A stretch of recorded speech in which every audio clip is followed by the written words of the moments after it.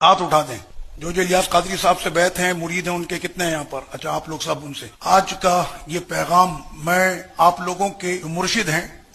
اور اہل سنت و جماعت کی ایک ایسی چمکتی ہوئی شخصیت ہے جس کو صرف عجمی نہیں عرب بھی سلام کرتا ہے۔ میں نے عرب کے بڑے بڑے علماء اکرام سے ملاقات کی ہے تو میں نے ہر ایک کی زبان سے، چاہے وہ دربار غوث اعظم کے سجادہ نشین ہوں یا وہ قبلہ فضیلت الشیخ شام کے قطب شام ڈاکٹر عبدالعزیز خطیب اسنی ہوں، اور اکابر علماء اکرام سے، جب وہ ہم ان سے یہ کہتے ہیں کہ ہمارا تعلق پاکستان سے ہے، ان کا پہلا یہ سوال ہوتا ہے کہ امیر اہل سنت مولانا الیاس قادری صاحب دامت برکات القدسیہ سے آپ کی ملاقات ہوئی ہے؟ تو ہم کہتے ایک نہیں کئی مرتبہ ملاقات کا شرف ملا ہے۔ وہ کہتے کہ آپ خوش نصیب ہیں کہ اس مرد قلندر سے آپ نے ملاقات کی کہ جس نے تنے تنا پوری امت کو اپنے دامن میں سمیٹ رکھا ہے۔ اور میں اپنی ذاتی رائے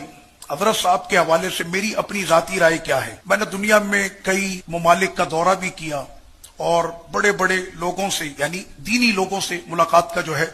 مجھے شرف ملا ہے۔ میں نے ایک چیز جو دیکھی ان میں کہ ان کے قول اور فعل میں تضاد نہ رہا۔ انہوں نے جب سادگی کو اختیار کیا اور عملی طور پر جب اپنی زندگی کو اس پیرائے میں ڈھال کر انہوں نے دکھایا ہے تو آج لاکھوں نہیں کروڑوں دلوں کی دھڑکن الیاس قادری ہے۔ وجہ اس کی یہ ہے کہ قوم یہ دیکھتی ہے کہ اس نے جو کہا تھا کیا یہ اپنے کہنے پر قائم رہا، وہ مرد قلندر کے جس نے جو کہا تھا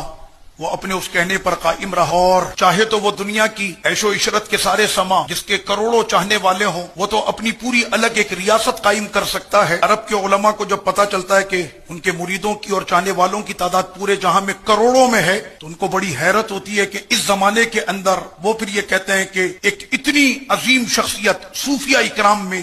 وہ مولانا الیاس قادری صاحب کی ہے، لیکن انہوں نے زمانے کی ان تمام عیش و عشرت کو ٹھکرا کر سادگی کو اختیار کیا۔ جو لباس انہوں نے اپنے جوانی سے پہنا تھا آج تک لباس ان کا وہی رہا، انداز وہی رہا۔ شہرت کے اتنے جہاں ان کے سامنے آ گئے لیکن اس بندے کی نظروں میں کوئی فرق نہ آیا۔ کل بھی آقا کی سنتوں پہ عمل کرتا تھا، آج بھی آقا علیہ الصلوۃ والسلام کی سنتوں پہ عمل کرتا ہے، اور یہ ان کی تبلیغ کی تاثیر تھی کہ آج چوروں کو، ڈاکوؤں کو، رہزنوں کو اور بگڑی ہوئی جوانوں کی ایک نسل کو